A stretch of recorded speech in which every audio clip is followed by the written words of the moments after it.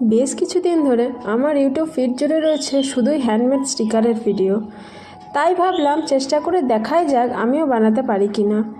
বিশ্বাস করো, এটা বানানো খুবই সহজ, শুধুমাত্র কয়েকটি জিনিস হাতের কাছে থাকলেই হবে। হে সুইট হার্টস, আমি Anjali and welcome to another craft video. Sticker বানাতে প্রথমেই একটা কাগজ নিয়ে তাতে পছন্দ মতো ছবি এঁকে নিতে হবে। চেষ্টা করো কাগজটা একটু থিক নেওয়ার। এরপর হালকা হাতে ছবিগুলো একটু মুছে নিয়ে তাতে রং করতে শুরু করো।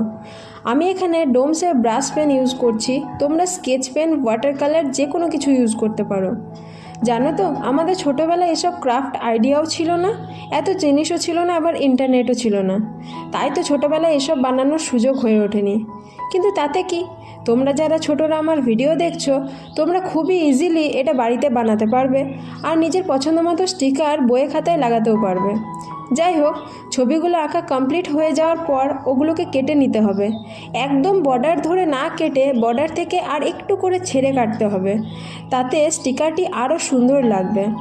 এই ক্ষেত্রে তোমরা বড়দের সাহায্য নিও, নয়তো ছবিটা নষ্ট হয়ে যেতে পারে। এরপর একটা বাটার পেপার নিয়ে একে একে স্টিকারগুলো সাজিয়ে বসিয়ে নিতে হবে। বাটার পেপারের বিকল্প হিসেবে যদি কোনো পুরনো নেম স্টিকারের পিছনের পেপারটি, মানে যেটাতে স্টিকারগুলো চিটানো থাকে, সেই পেপারটি থাকে, সেটাও ব্যবহার করতে পারো। এছাড়া একান্তই কোনো কিছু না থাকলে ঠিক পলিথিন ব্যাগও ব্যবহার করতে পারো।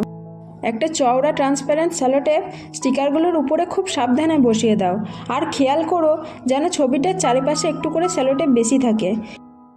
সেলোটেপটা যতটা বেশি চওড়া হবে ততই ভালো। এরপর আবারও হালকা করে চারিধার সমান করে কেটে নিলেই তৈরি হয়ে যাবে হ্যান্ডমেড স্টিকার। তোমরাও বাড়িতে বানাও আর আমাকে জানিও কেমন লাগলো।